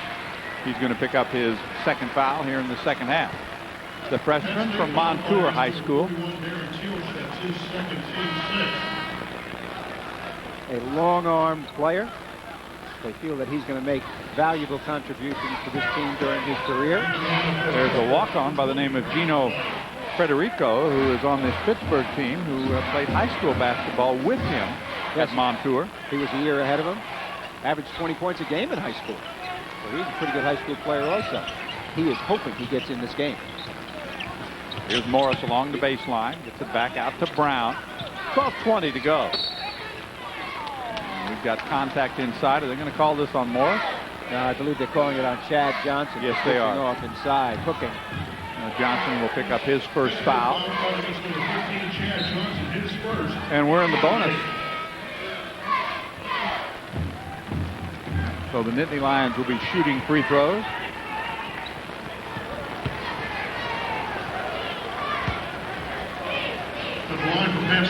I'm assuming that you've been on both sides of the ledger in these kind of games.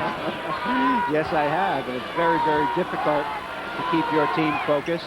All kinds of emotions run through your head when you're the team in blue out here right now. We've seen that emotion result in a technical foul on Watkins. He has been matched up against Knight throughout the entire afternoon, and Brandon's had the better of it.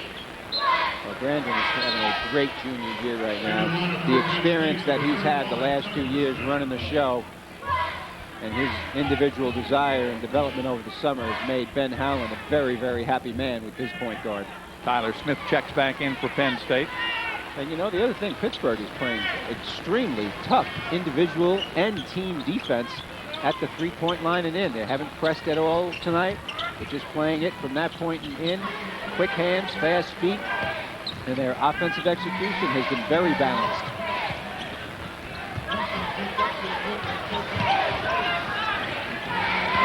Shot clock winding down. Johnson gets inside and beats the buzzer.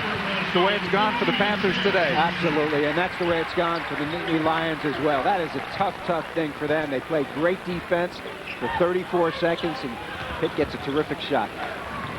The Panthers have had it all going throughout this entire game. Fields gets it up to Smith. Three is on the way. Too strong. Brown the rebound.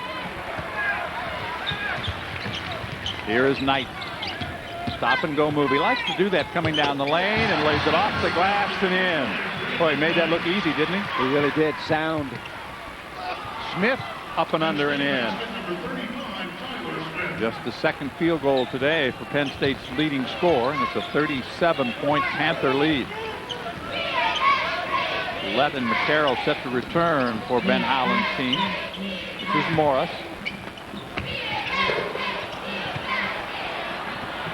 Tried to get his own rebound, could not. Instead, it's Smith. Watkins keeps it away. Chambliss for three, and he got it. That is his second. Well, he's been kind of invisible also today. In his last two games, he's had 5 and 6 three-point baskets in the last two games that Penn State has played. But the defense has been stellar on him as well. You know, you think about the Big East schedule is going to start pretty soon. And everybody's talking about Syracuse right now because they've won the NIT. They're undefeated. Georgetown is a team that's getting a lot of publicity, and also Boston College, undefeated as well. Some top new players in the league. One of them is a guard that these two will be facing, Chris Thomas and Jonathan Hargett, the two top guards coming into the Big East this year, one at Notre Dame, one at West Virginia. And a flock of new Panthers come on the court. Page is back on. McCarroll is back on. Also Troutman. And those players will go to the line. I'm sorry, John, but those players also got a lot of playing time in the first half as well. Brandon with 19 with 10 minutes to go in the game. Only averages 15 a game. So this will pull that up a little bit. That's a 20-point game for him. His high is 26. And adding to his three-point total today with 4 in the game, that gives him 29 on the year. And he got them both. Well, that foul shot looks a little bit better. His numbers aren't good from the free throw line, but he's shooting well for Ben today. Well, he has made 3 of his last 4 from the line. 69-33. You're watching Big East basketball.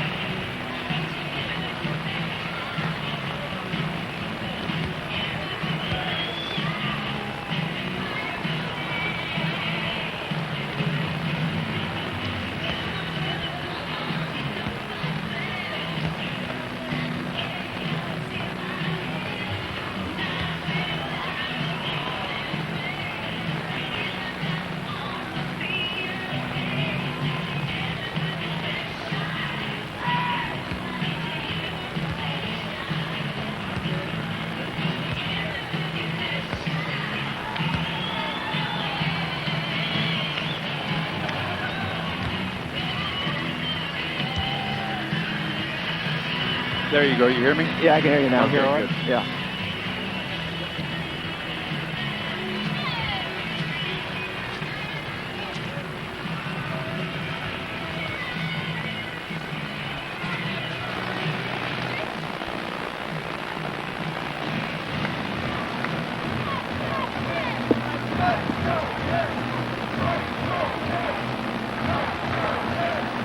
The Panthers winning big. It's 69-33 here. We are in Fitzgerald Fieldhouse, and this is the side of a basketball game, but we're happy to be joined by Walt Harris, the coach of the Pittsburgh Panthers, who made a dramatic turnaround in your season, Walt, winning the last 5 to get yourselves to the Tangerine Bowl. Congratulations. Thank you. It was a great job by our players. Our coaches really hung together. We had some adversity, as you can imagine, but we found a way to get it turned around, and we're very excited.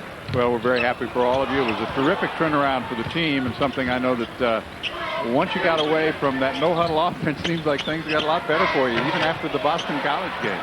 Been reading the papers? Or, no, we try. Our hearts were in the right place, but we didn't execute it very well, and when we made the change, we played a lot better. So I'm glad we made the change in the nick of time. Well, just from a coaching standpoint, you know, this game, obviously, Pittsburgh's very well ahead in this game.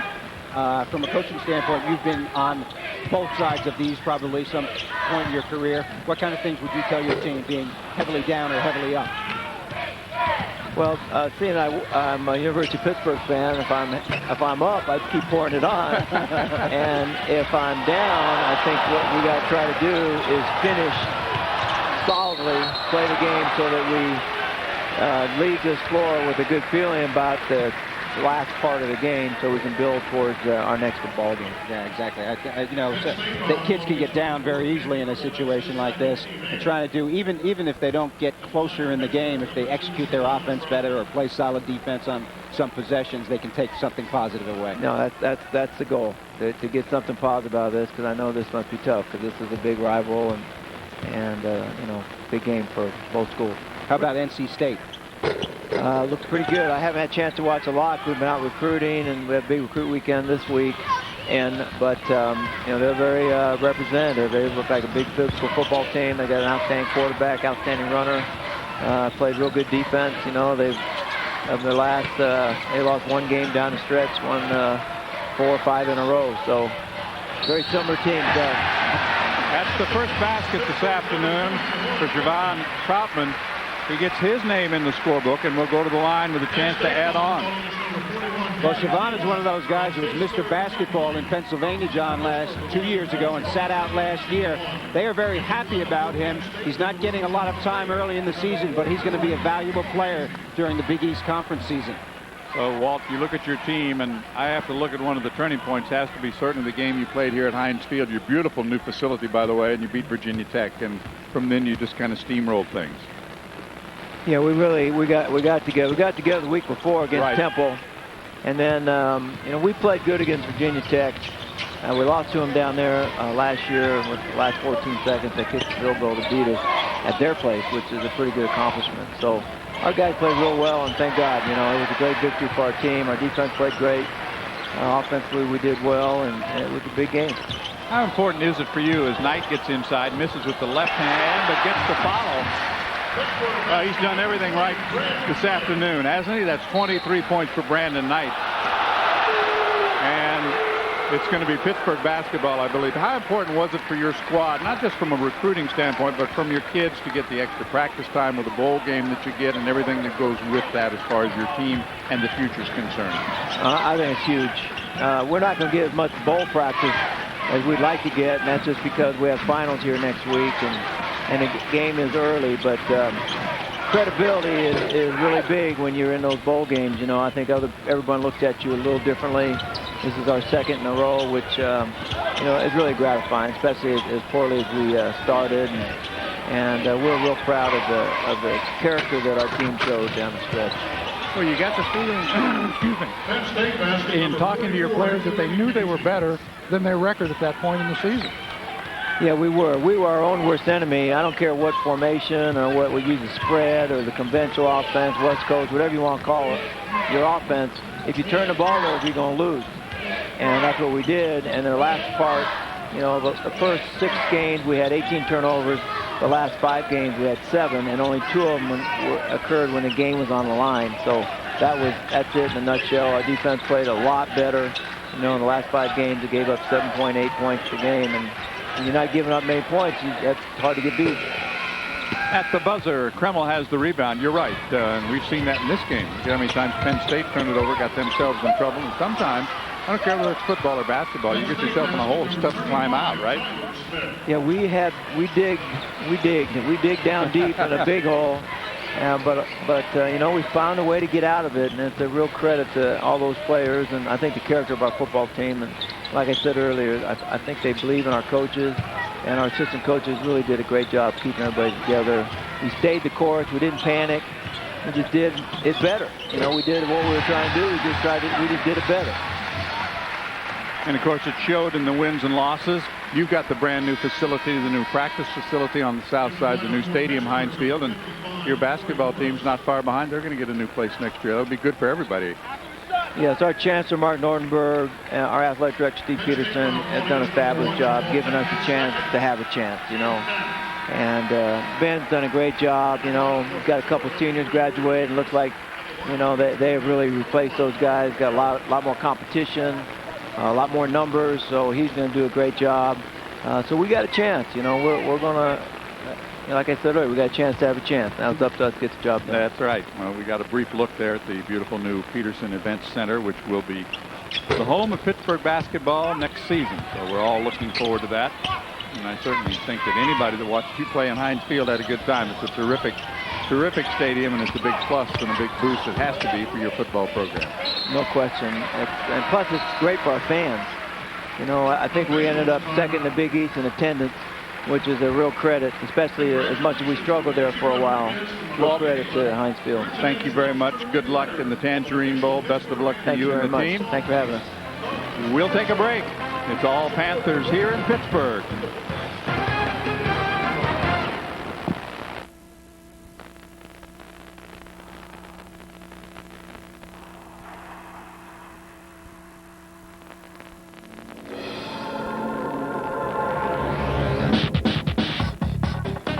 Certified pre-owned BMW. Getting one couldn't be easier. Lease or finance one by December 31st, and we'll make your first payment.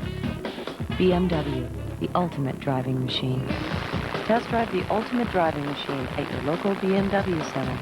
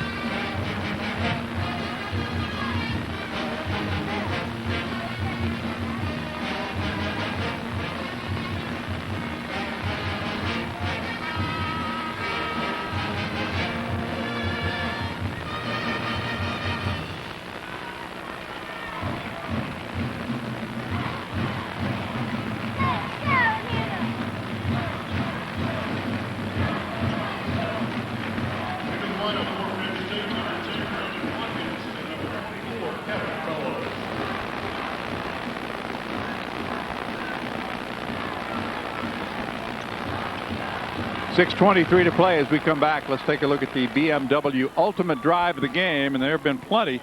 And the guy driving this one is Ontario Lett, who came off the bench. I'll tell you what, he drives like a BMW 720 series, and watch, you don't want to crash your BMW into the side like that.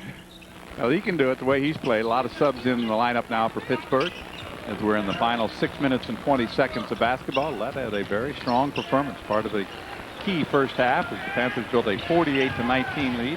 Here's Javon Troutman inside, uses the glass, tips it up once. Casey has it for Penn State.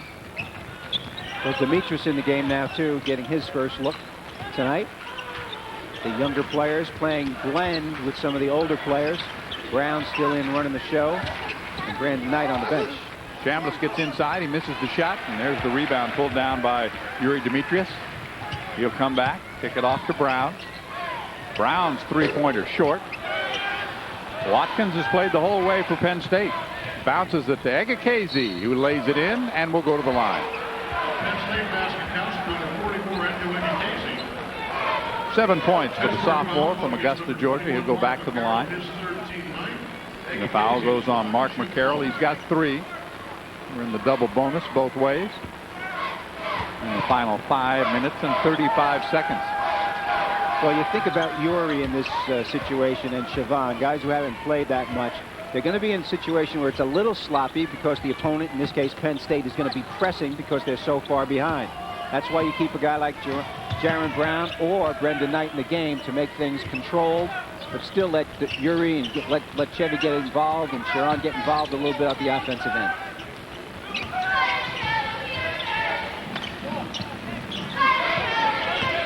Carroll goes inside, and Brown short. That was partially blocked as he tried to go to the glass. McCarroll from outside, line drive shot no good. The rebound ripped out of there by Kevin Fellows. Watkins all the way, and will draw the foul from Demetrius. Pittsburgh foul called against number 3, Yuri Demetrius. That's his first. And there is our BMW ultimate drive of the game. It came from Lett, who had that huge first half, matching his career high with 14. Finished the afternoon with 16 points, and part of a very strong performance by Pittsburgh. I think, Bob, both inside and outside. They had it all going today. They sure did. And you know what Ontario's going to do when he watches the game tape, this tape? He's going to say, Coach Hallen, do I get a car for that drive? Is that what that BMW drive of the game means? It's his first year. He hasn't seen that yet. That's true. Watkins hits his second. That's a dozen points for the junior from Chicago. Lett didn't miss a shot either in this game. I'll say one thing about the Panthers. Whatever that was set at halftime, they didn't let up in the second half. Eventually built their lead to 41. Right now it's 75-44. Tipped out of bounds by the Nittany Lions. Penn State has trailed from the beginning. Ben Howland's club scored the first basket, and they haven't looked back. They really haven't. They were explosive in the first half. They got off to a great start, and they just kept pouring it on and pouring it on. And it happened at both ends. You know, sometimes you play well defensively, but your offense sputters. They were playing well offensively and defensively for long periods of time in this game. He's open. Morris is open and finishes with a jam. That's double figures for him. He's got 10. 77-44. Watkins on a drive. The follow no good. And Watkins gets it back, turns, shoots, scores. There's one guy at Penn State who's continuing to hustle throughout this game, and he's in your screen. Brandon Watkins really giving it his all, 100%, which is something you have to admire as well. Well, he stayed with it offensively, now has 14 points. His high is 16, and almost every one of the Penn State players' career high comes this year because they're really playing for the first time. Absolutely. There's Morris inside, stripped underneath, and it's Pittsburgh basketball. 3:54 to go. Morris has been very, very heavily involved at both ends in this game, and for Pitt to challenge in the Big East and do well, that big man is going to have to do a lot of what you're about to see. Well, the Panthers have been slamming the Lions all afternoon long. 77-46, Pittsburgh. At Advance Auto Parts, we believe in doing it yourself. So we made this commercial ourselves. We had Florence here check out the prices of our competitors versus ours. Do you have the results? But first, Florence, would you ever lie to millions of Americans who really want to believe that someone on TV is capable of telling the truth? Never. Go. Advance is still the queen of low prices. Queen, Florence? As long as I'm here. Queen's fine. When you have money problems, just going to the mailbox can be frightening. It's the same when the phone rings. You know it's another creditor. I thought bankruptcy was the only way out. And then I called Ameridebt. Every day, Ameridebt helps more people with money problems. We're a nonprofit organization offering free consultations to consumers seeking to eliminate their debt. Now my balances are dropping, and I only have one small monthly payment. Call this number regardless of your situation. Ameridebt, helping America get out of debt.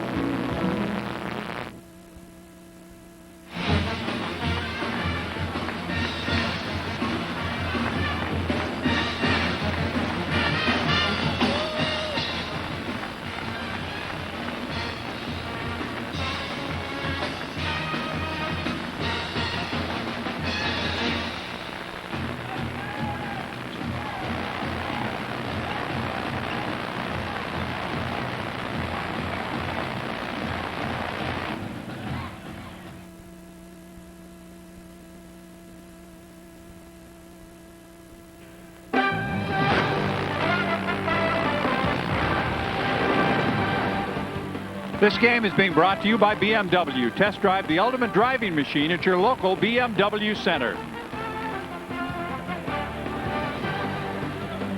We are back. Panthers on the prowl. at Fitzgerald Fieldhouse, and a lot of the faithful are heading for the exits. But this one has been comfortably in hand since midway through the first half, if you want to be honest about it. There's a dump down right into the hands of Fellows. At this point in the game, you're trying to get your younger players as much experience as you can in game situations so that when they face these situations in tighter games, they won't be nervous about it. Fellows fights his way inside, then is tipped away into the hands of Demetrius. He kicks it ahead. And the foul called. It looks like Jamal Tate's going to pick up his foul, and Jamal has been very quiet. That's his first foul. He has not scored. Let's take a look now at our best play of the game, brought to you by Advanced Auto Parts. The best part is our people. Well, the block at one end and the dunk at the other end is what you would like. And exhilaration, the Advanced Auto Parts play of the game. Torrey Morris involved and Chad Johnson as well. Well, of course, you look at the defense that Pittsburgh has played, holding the Lions to 46 points. That's been a factor because the defense has led to the offense. There's no question, and the defense has had several things on looks. You know, we talk a lot about the perimeter guys. You know, they're playing excellent defense. All those guys on the bench are playing pretty good. Barry Rawson, the assistant coach, he wants to get in. Zavatkis did a great job on Tyler Smith. But then also the two power players inside. You know, with Torrey Morris and Lett inside, you know, they have not let Penn State get any easy baskets in the paint, and that is a big, big factor.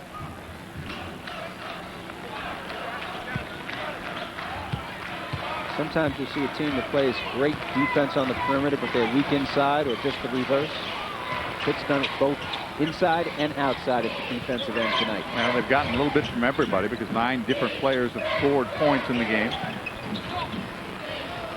Trying to find Fellows in the corner, and Krimmel throws it away. This was a huge win this afternoon. You go back to 1975, and Pittsburgh won that game 84-56. Brown has it taken away by Fellows. And right now it's a 33-point lead. That may be one of those Billy Knight Pittsburgh teams back then. Might be, you're right. Intended for Troutman out of bounds and a little bit sloppy now. And Howland trying to calm things down, talking to Jerron Brown.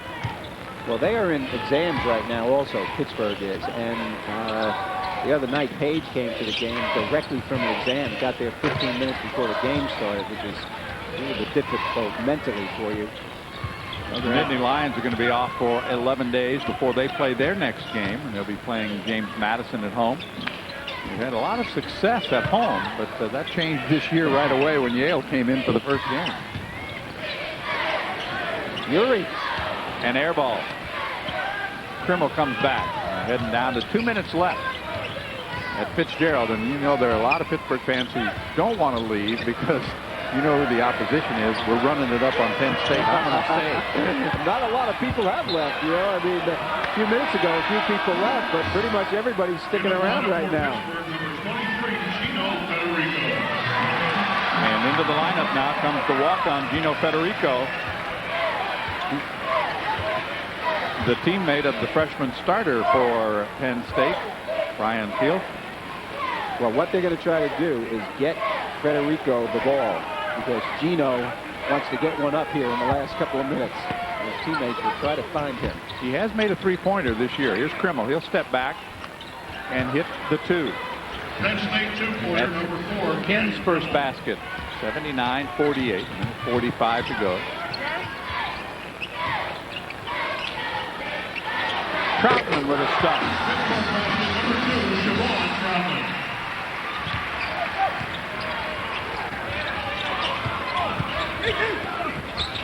Pelch fights his way inside, and then Troutman has the rebound for Pittsburgh. Demetrius goes to Morris. Can't hang on. It's out of bounds. 1:20 left. Well, that is Brevin Knight, the older brother, doing his business at Stanford. And they had their great teams at Stanford University back then. And he had a great career, and there's younger brother icing his knees down. Now Brandon has had a terrific afternoon. A good family basketball tree. A foul called inside. goes against Pittsburgh foul called against number 3. Yuri Demetrius, picks up his second, and there are the numbers for Brandon this afternoon with 23 points. A good night for him, and obviously following in his brother's footsteps. Out of East Orange, New Jersey, but was not recruited by Seton Hall. Seton Hall Prep. Both of them went to Seton Hall Prep, and of course now older brother playing with the Memphis Grizzlies. I wonder if older brother sends him any checks or CDs or cars or anything like that. Can't send him any checks. 10 points for Chambliss. He's in double figures, joining Watkins, who has 14. And who's been missing today is Tyler Smith. Tyler does have 6 points, all in the second half. Ran into some early foul trouble and did not score in the first half. Morris with it. The little jump hook won't go. Shoot it, Gino. No, he didn't have it long enough.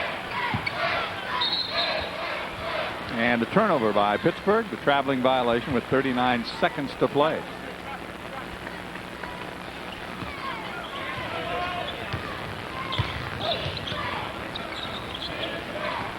Here's Chambliss from long range, rattles home the three, and now has 13 points. A little bit not enough, and a little bit too late, huh? Too late, too little, right? Absolutely. McCarroll trying to get it across half court, and does. Final 20 seconds. Federico loses it to Troutman, and he scores. Javon Troutman gets his third field goal since coming on here late in the game. Krimmel fights his way inside. There's the follow by Teals, won't go. McDougal loses it, and it's picked up by Troutman. Well, the Panthers are going to go to 8-1. The first time they've started that well since 1992. This one is in the book. A 30-point win for the Panthers. 83-53 is the final, Bob. They did it every way you can do it. It was just a kicking. I mean, they played great on the offensive end to start the game, and defensively throughout the entire game. A total team effort on the part of the perimeter and inside players. Brandon Knight led the way with his stellar play at the point guard position, but everybody was involved. Brandon Knight lighting it up from three-point range early on. He finished with 23 points. He got a big lift inside from Ontario Ladd, who had 14 points in the first half. He had 16 in the game, but Knight and the Panthers roll on. They win it. For Bob Wenzel, I'm John Sanders. Thanks for watching from Pittsburgh. We say so long. We'll see you later on.